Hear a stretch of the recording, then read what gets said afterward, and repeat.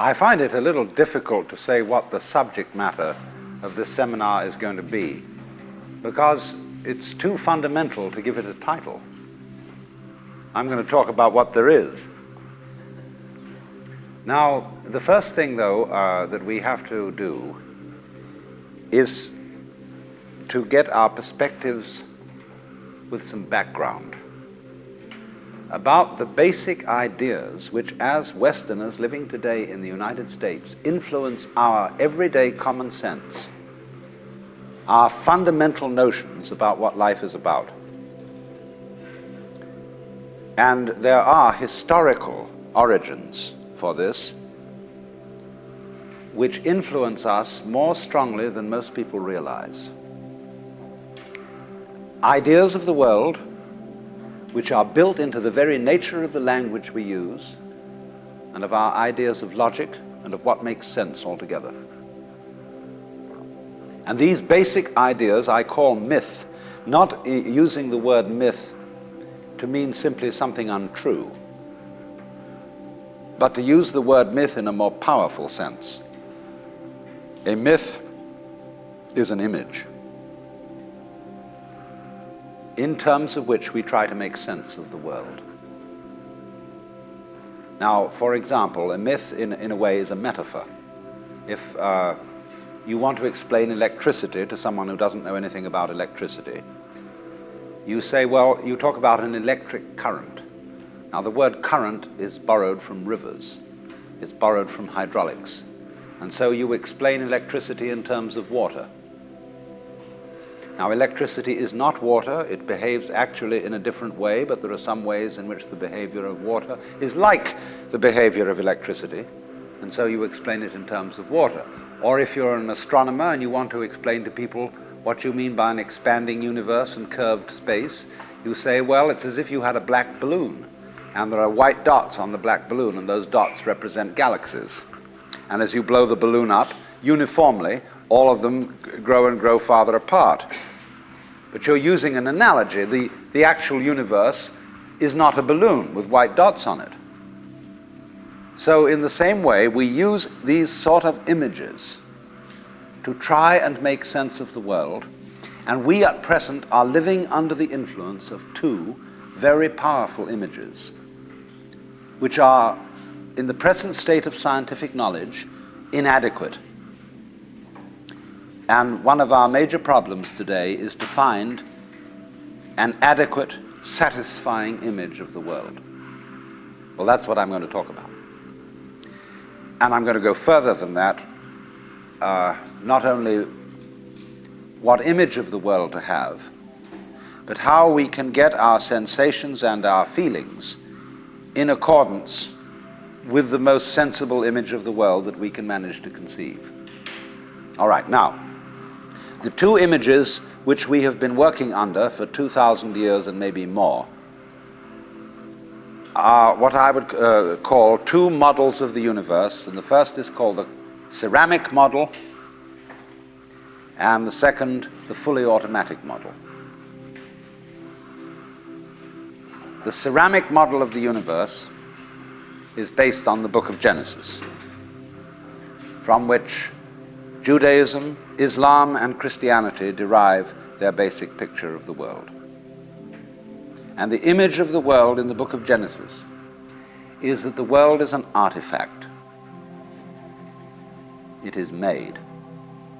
As a potter takes clay and forms pots out of it, or as a carpenter takes wood and makes tables and chairs out of it. Don't forget, Jesus is the son of a carpenter, and also the Son of God. So the image of God and of the world is based on the idea of God as a technician, potter, carpenter, architect, who has in mind a plan and who fashions the universe in accordance with that plan. So basic to this image of the world is the notion, you see, that the world consists of stuff, basically. Primordial matter, substance, stuff. as pots are made of clay. Now, clay by itself has no intelligence. Clay does not of itself become a pot, although a good potter may think otherwise. Because if you were a really good potter, you don't impose your will on the clay. You ask any given lump of clay what it wants to become, and you help it to do that. And then you become a genius. But the ordinary idea I'm talking about is that simply clay is unintelligent. It's just stuff. And the potter imposes his will on it and makes it become whatever he wants. And so in the book of Genesis, the Lord God creates Adam out of the dust of the earth. In other words, he makes a clay figurine, and then he breathes into it, and it becomes alive. Because the clay becomes informed. By itself it is formless, it has no intelligence, and therefore it requires an external intelligence and an external energy to bring it to life and to put some sense into it. And so in this way, we inherit a conception of ourselves as being artifacts, as being made, and it is perfectly natural in our culture for a child to ask its mother, how was I made? Or who made me? And this is a very, very powerful idea, but for example, it is not shared by the Chinese or by the Hindus. A Chinese child would not ask its mother, how was I made? A Chinese child might ask its mother, how did I grow? Which is an entirely different procedure from making. You see, when you make some of a living cell in the womb, progressively complicates itself. And that's the growing process, and it's quite different from the making process. But we have thought historically, you see, of the world as something made, the idea being that trees, for example, are constructions, just as tables and houses are constructions. And so there is, for that reason, a fundamental difference between the made and the maker. And this image, this ceramic model of the universe, originated in cultures where the form of government was monarchical, and where, therefore, the maker of the universe was conceived also at the same time in the image of the king of the universe. King of kings, Lord of lords, the only ruler of princes, who dost from thy throne behold all dwellers upon earth. I'm quoting the Book of Common Prayer. And so all those people who are oriented to the universe in that way feel related to basic reality as a subject to a king. And so they are on very, very humble terms in relation to whatever it is that works all this thing. I find it odd in the United States that people who are citizens of a republic have a monarchical theory of the universe. Because we are carrying over from the very ancient Near Eastern cultures the notion that the Lord of the universe must be respected in a certain way. People kneel, people bow, people prostrate themselves. Because, and you know what the reason for all that is, that nobody is more frightened of everybody else than a tyrant. He sits with his back to the wall, and his guards on either side of him. And he has you face downwards on the ground because you can't use weapons that way. When you come into his presence, you don't stand up and face him because you might attack. And he has reason to fear that you might because he's ruling you all. And the man who rules you all is the biggest crook in the bunch. because he's the one who's succeeded in crime. The other people are pushed aside because the criminals, the people we lock up in jail, are simply the people who didn't make it. So naturally, the real boss sits with his back to the wall and his henchmen on either side of him. And so when you design a church, what does it look like? Catholic church with the altar as it used to be. It's changing now because the Catholic religion is changing. But the Catholic church has the altar with its back to the wall at the east end of the church. And there, the altar is the throne, and the priest is the chief vizier of the court, and he is making obeisance to the throne in front, but there is the throne of God, the altar. And all the people are facing it and kneeling down. And a great Catholic cathedral is called a basilica, from the Greek basileus, which means king.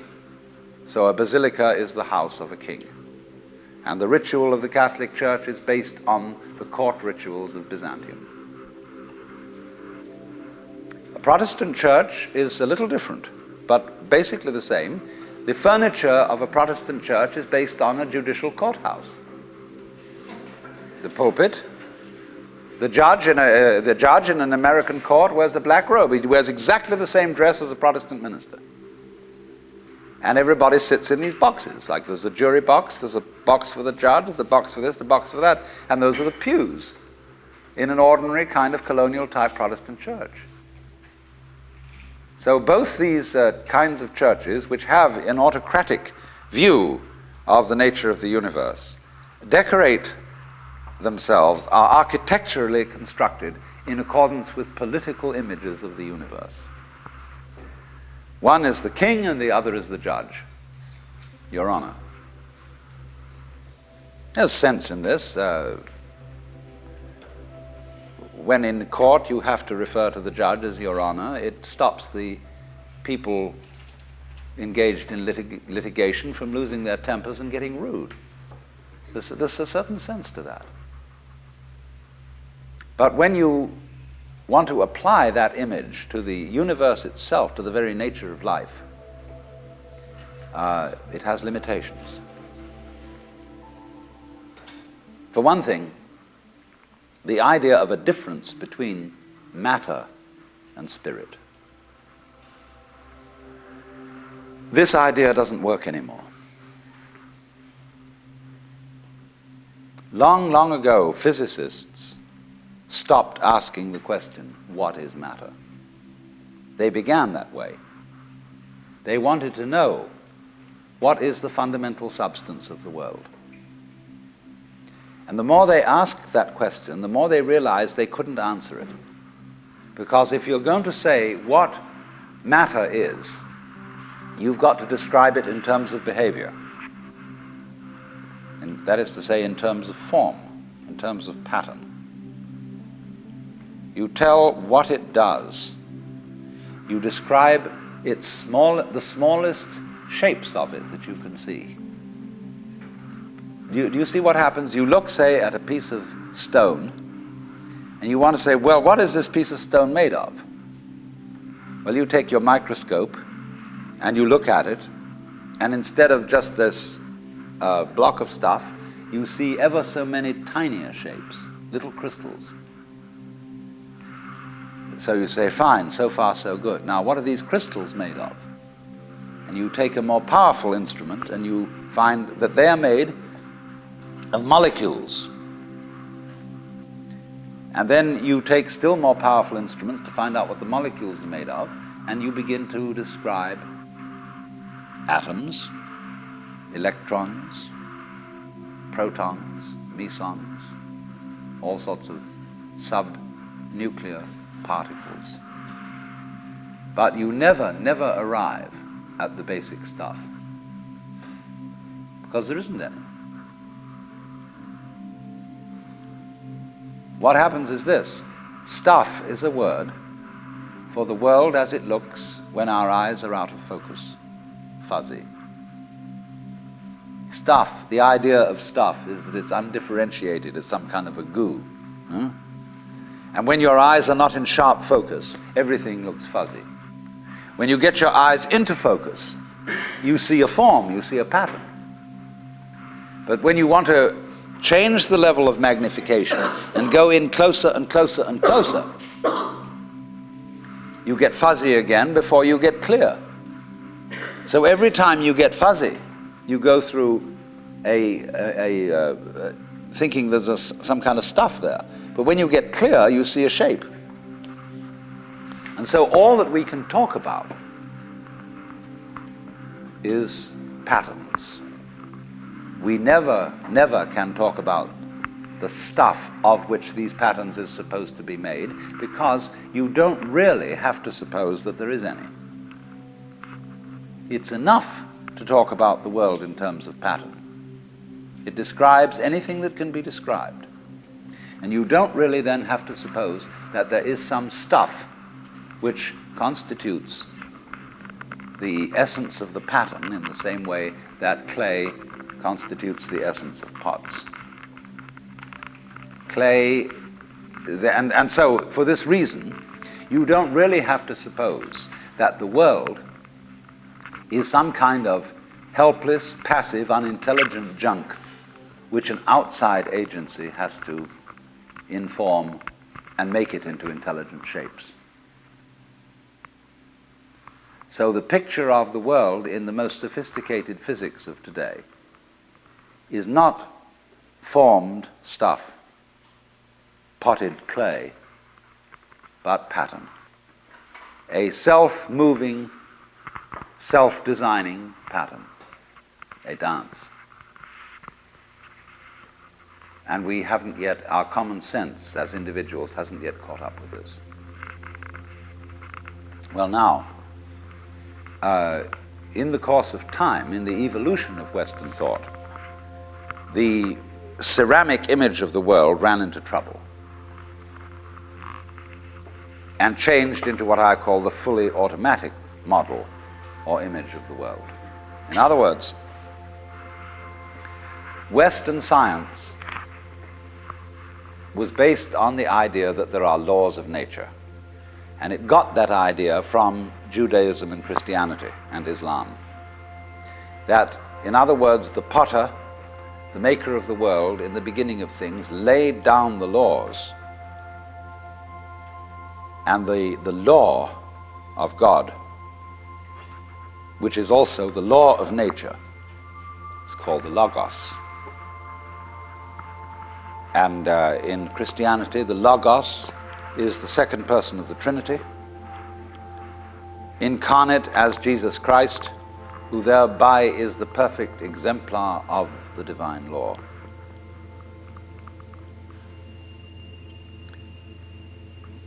So we have tended to think of all natural phenomena as responding to laws, as if, in other words, the laws of the world were like the rails on which a streetcar or a tram or a train runs. And these things exist in a certain way, and all events respond to these laws. You know that limerick, there was a young man who said, "Damn, for it certainly seems that I am a creature that moves in determinate grooves. I'm not even a bus, I'm a tram." So, here's this idea that there's a kind of a plan, and everything responds and obeys that plan. Well, in the 18th century, Western intellectuals began to suspect this idea. And what they suspected is whether there is a lawmaker, whether there is an architect of the universe.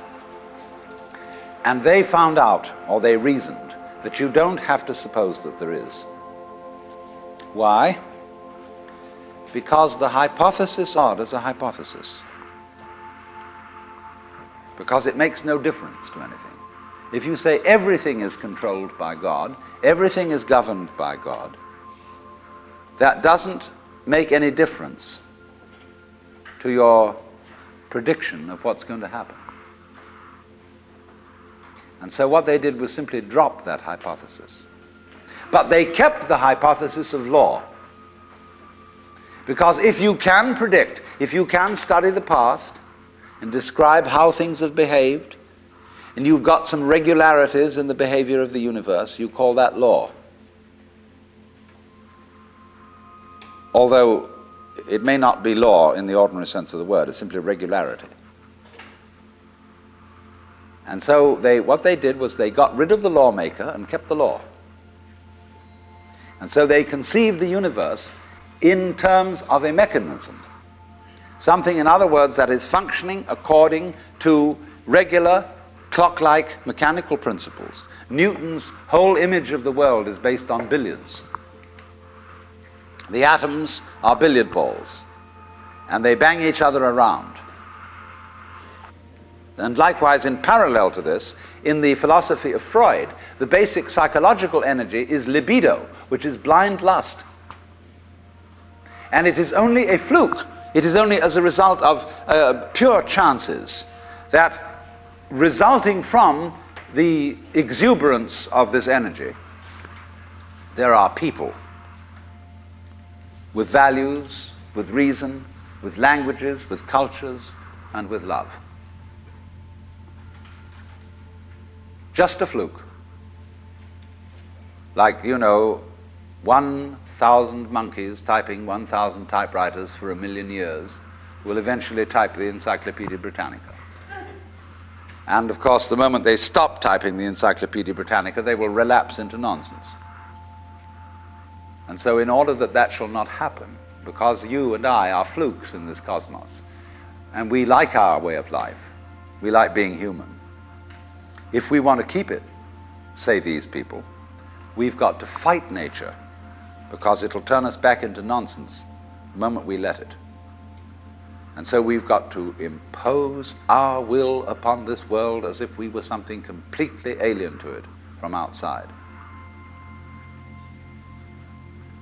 And so we get a culture based on the idea of the war between man and nature. And we talk about the conquest of space, the conquest of Everest. And the great symbols of our culture are the rocket and the bulldozer. The rocket,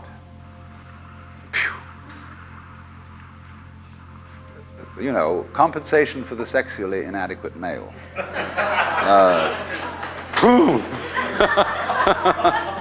Real libido.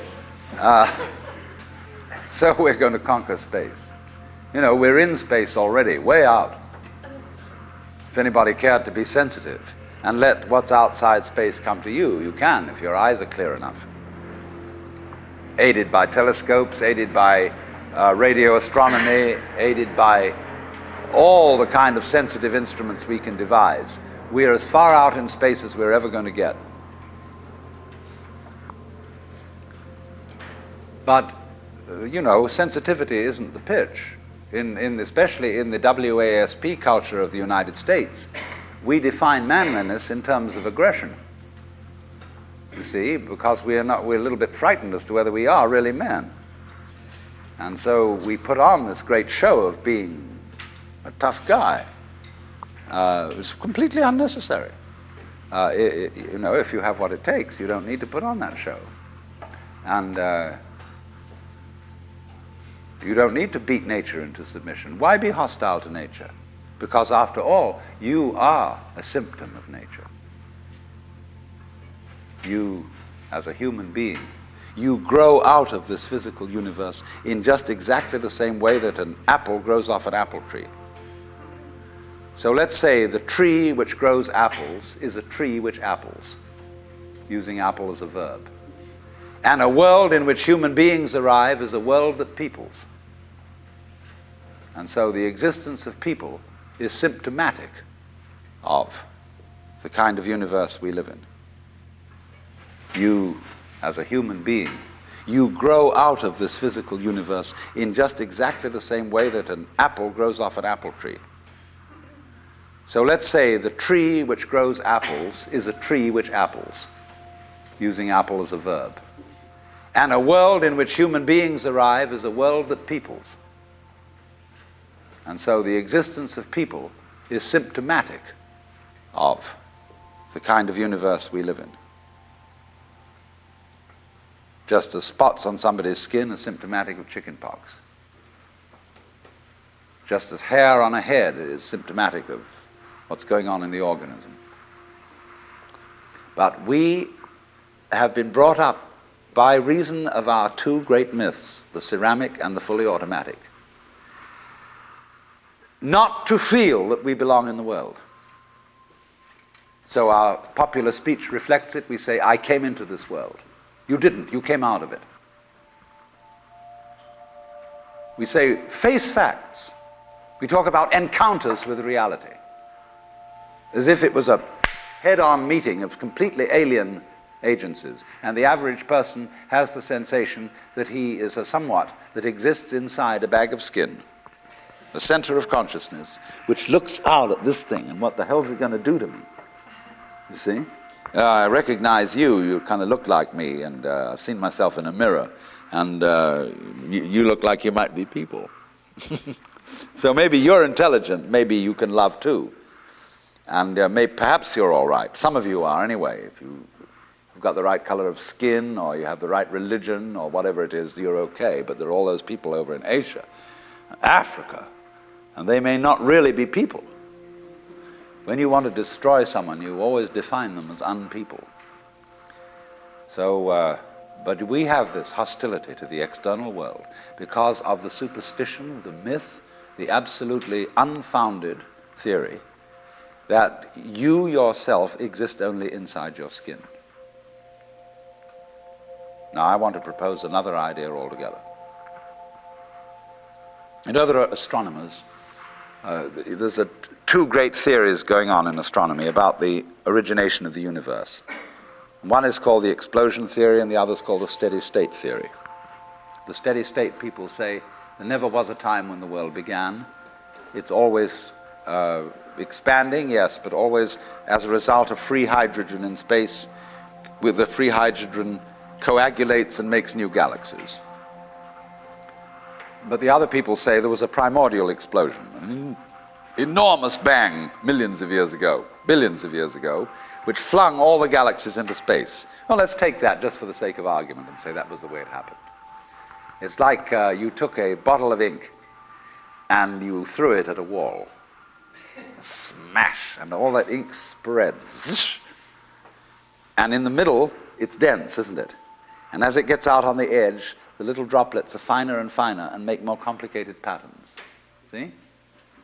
So in the same way, there was a big bang in the beginning of things, and it spread. And you and I, sitting here in this room, as complicated human beings, are way, way out on the fringe of that bang. We're the complicated little patterns on the end of it. Very interesting.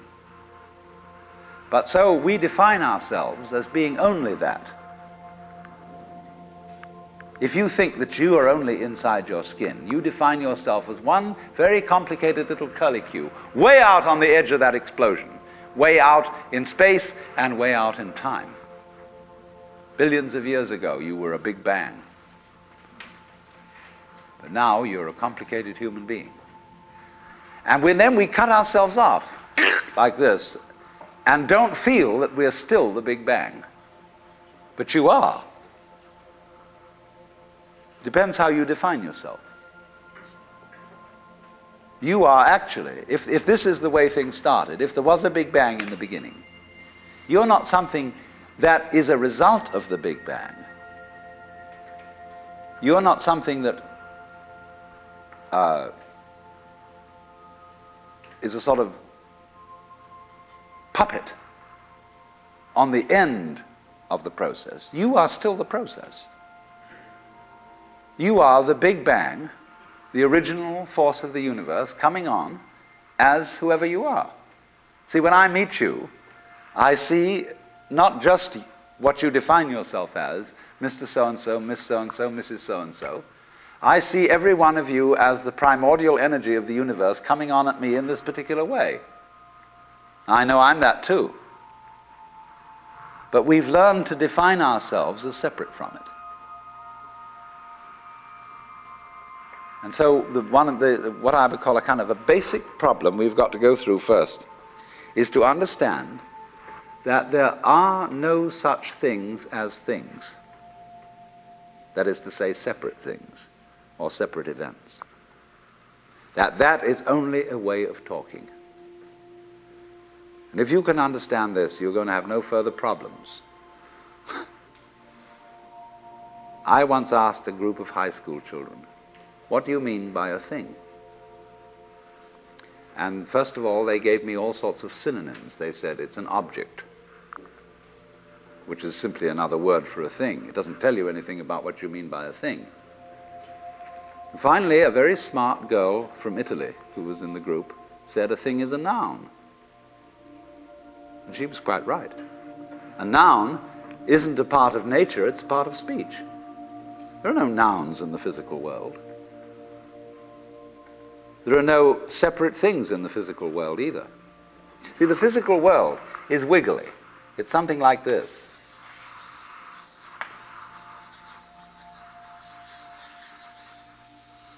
Maybe that's a cloud. But clouds, mountains, trees, people are all wiggly. And only when human beings get working at things, they build buildings in straight lines and try and make out that the world isn't really wiggly. But here are we sitting in this room, all built on straight lines, but each one of us is as wiggly as all get out. Now then, when you want to get control of something that wiggles, it's pretty difficult, isn't it? You try and pick up a fish in your hands, and the fish is wiggly and it slips out. What do you do to get hold of a fish? You use a net. And so the net is the basic thing we have for getting hold of the wiggly world. And so if you want to get hold of this wiggle, you've got to put a net over it. You see? Now what's going to happen? A net is something regular. And I can number the holes in a net. So many holes up, so many holes across. And if I can number these holes, I can count exactly where each wiggle is in terms of a hole in that net. And that's the beginning of calculus, the art of measuring the world. But in order to do that, I've got to break up the wiggle into bits. And I've got to call this a specific bit, and this the next bit of the wiggle, and this the next bit, and this the next bit of the wiggle. And so these bits are things or events. Bits of wiggles, which I mark out in order to talk about the wiggle, in order to measure it, and therefore in order to control it. But in nature, in fact, in the physical world, the wiggle isn't bitted. Like you don't get a cut-up fryer out of an egg. But you have to cut the chicken up in order to eat it. You bite it. But it doesn't come bitten. So the world doesn't come thinged. It doesn't come evented. You and I are all as much continuous with the physical universe as a wave is continuous with the ocean. The ocean waves, and the universe peoples. And as the wave, I wave at you and say, you! The world is waving at you, at me with you, and saying, hi, I'm here. But our consciousness, the way we feel and sense our existence, being based on a myth that we are made, that we are parts, that we are things, our consciousness has been influenced so that each one of us does not feel that. We have been hypnotized, literally hypnotized, by social convention into feeling and sensing that we exist only inside our skins. That we are not the original bang, but just something out on the end of it. And therefore we are scared stiff. Because my wave is going to disappear. And I'm going to die. And that would be awful. We've got a mythology going now, which as Father Maskell put it, we are nothing but something that happens between the maternity ward and the crematorium. And that's it. And therefore everybody feels unhappy and miserable. You know, this is what people really believe today. You may go to church, you may say you believe in this, that, and the other, but you don't. Even Jehovah's Witnesses, who are the most fundamentalists, they're polite when they come round and knock at the door. But if you really believed in Christianity, you would be screaming in the streets. But nobody does. You would be taking full-page ads in the paper every day. You would have the most terrifying television programs. The churches would be going out of their minds if they really believe what they teach, but they don't. They think they ought to believe what they teach. They believe they should believe, but they don't believe it, because what we really believe is the fully automatic model. And that is our basic, plausible common sense. You are a fluke. You are a separate event. And you run from the maternity ward to the crematorium, and that's it, baby. That's it. Now, why does anybody think that way? There's no reason to, because it isn't even scientific. It's just a myth. And it's invented by people who wanted to feel a certain way. They want to play a certain game. See, the game of God got embarrassing. The idea of God as the potter, the architect of the universe, is good, and it makes you feel that life is, after all, important.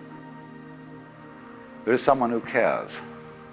It has meaning, it has sense, and you are valuable in the eyes of the Father. But after a while, it gets embarrassing. When you realize that everything you do is being watched by God. He knows your tiniest, inmost feelings and thoughts, and you say after a while, quit bugging me. I don't want you around. So you become an atheist, just to get rid of it. Then you feel terrible after that, because you got rid of God, but that means you got rid of yourself. You're just nothing but a machine. And your idea that you're a machine is just a machine too. So if you're a smart kid, you commit suicide. Camus said there is only really one serious philosophical question, which is whether or not to commit suicide.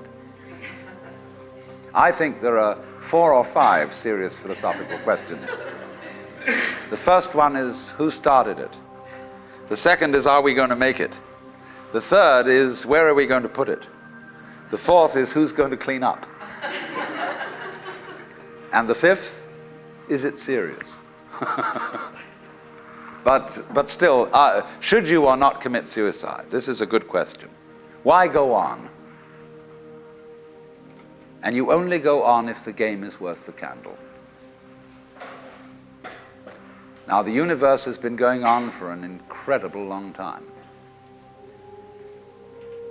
And so really, a satisfactory theory of the universe has to be one that's worth betting on.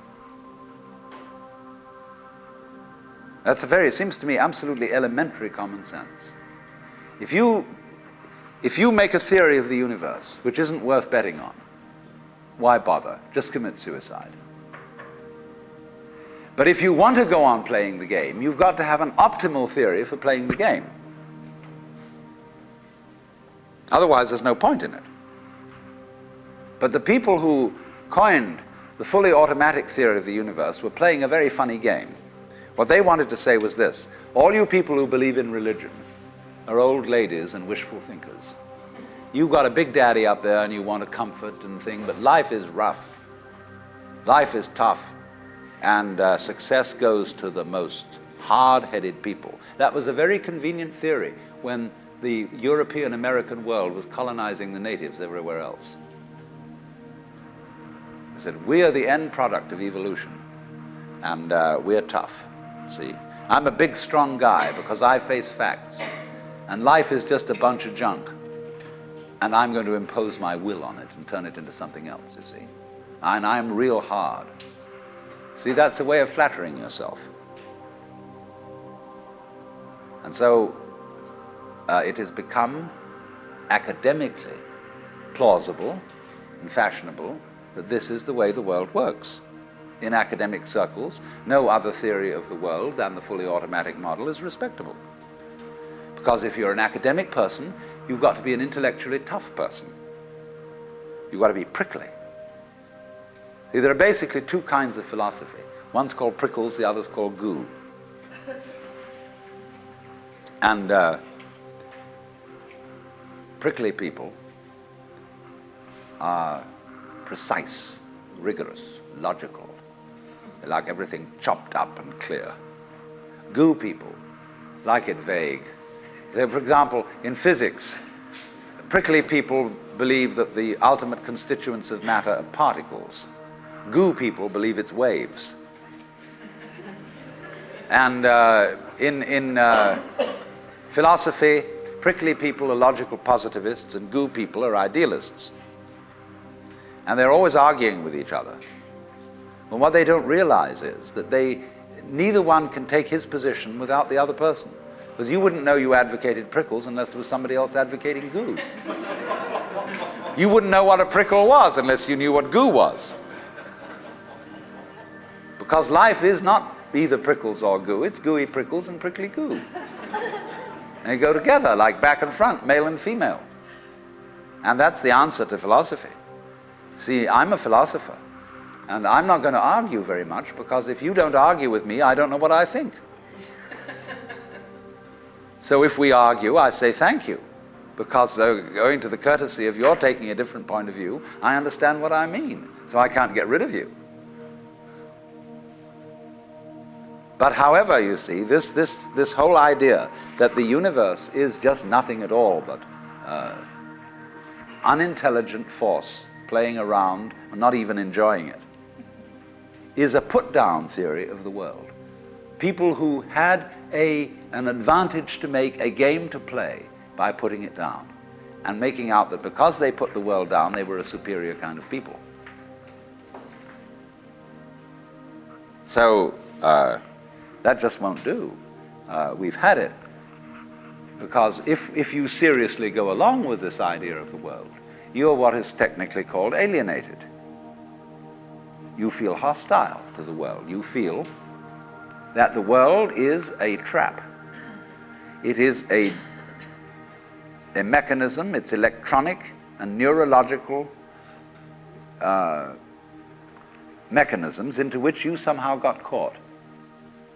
And you, poor thing, have to put up with being in a body that's falling apart and that gets cancer, that gets the Great Siberian Itch, and it's just terrible.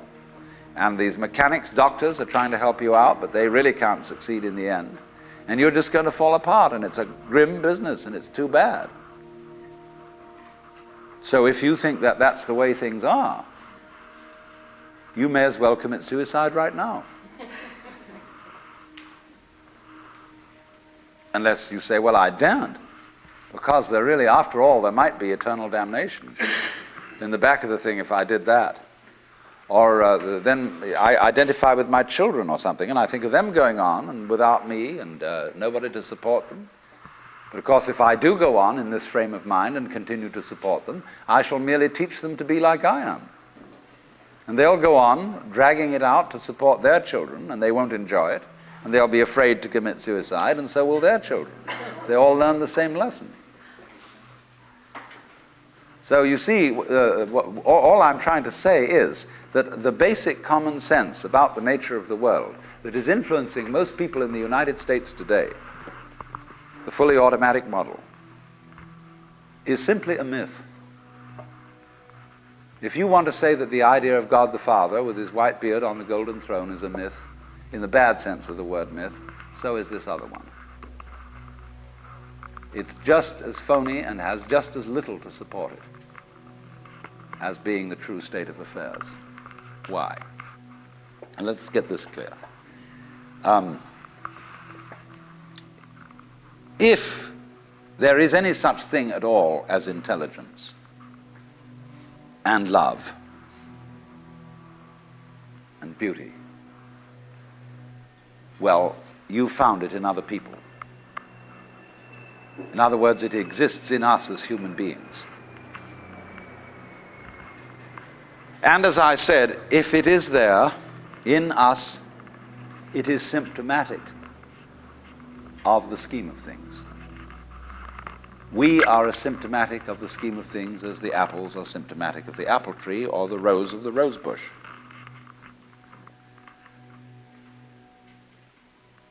The earth is not a big rock infested with living organisms, any more than your skeleton is bones infested with cells. The earth is geological, yes, but this geological entity grows people. And our existence on the earth is a symptom of the solar system and its balances, as much as the solar system in turn is a symptom of our galaxy. And our galaxy in its turn is a symptom of the whole company of galaxies. Goodness only knows what that's in. But you see, when as a scientist you describe the behavior of a living organism, you try to say what a person does. It's the only way in which you can describe what a person is. Describe what they do. Then you find out that in making this description, you cannot confine yourself to what happens inside the skin. In other words, you can't talk about a person walking unless you start describing the floor. Because when I walk, I don't just dangle my legs in empty space. I move in relationship to a room. And so in order to describe what I'm doing when I'm walking, I have to describe the room. I have to describe the territory. So in describing my talking at the moment, I can't describe this just as a thing in itself, because I'm talking to you. And so what I'm doing at the moment is not completely described unless your being here is described also. So if that is necessary, if in other words, in order to describe my behavior, I have to describe your behavior and the behavior of the environment, it means that we've really got one system of behavior. That what I am involves what you are. I don't know who I am unless I know who you are. And you don't know who you are unless you know who I am. There was a wise rabbi once said, if I am I because you are you, and you are you because I am I, then I am not I and you are not you. In other words, we are not separate. We define each other. We're all backs and fronts to each other. You know, you can't, for example, have two sticks. You lean two sticks against each other and they stand up because they support each other. Take one away and the other falls. Or you know, Ballantine beer trademark, also a symbol of the Holy Trinity, where there are three interlocked rings. If you pull one out, the other two separate. They interdepend. And so in exactly that way, we and our environment, and all of us and each other, are interdependent systems. We know who we are in terms of other people. We all lock together. And this is, again and again, the serious scientific description of how things happen. And to such an extent that any good scientist knows, therefore, that what you call the external world is as much you as your own body. Your skin doesn't separate you from the world. It's a bridge through which the external world flows into you, and you flow into it. Just, for example, as a whirlpool in water, you could say, because you have a skin, you have a definite shape, you have a definite form.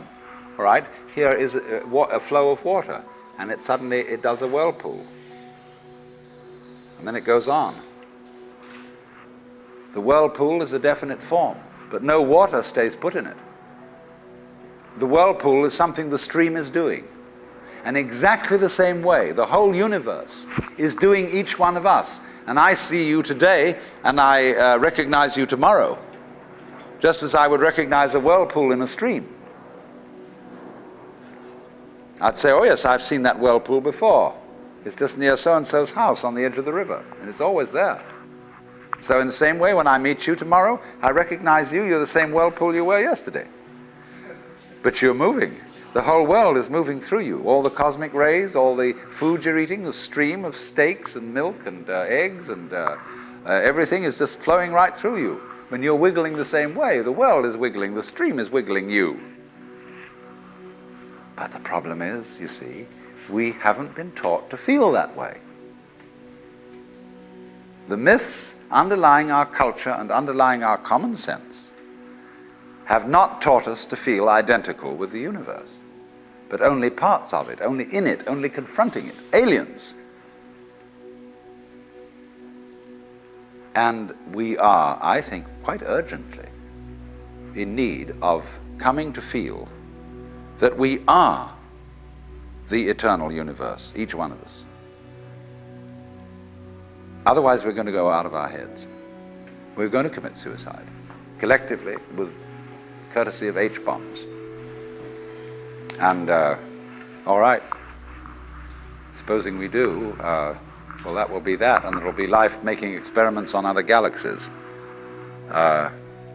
Maybe they'll find a better game.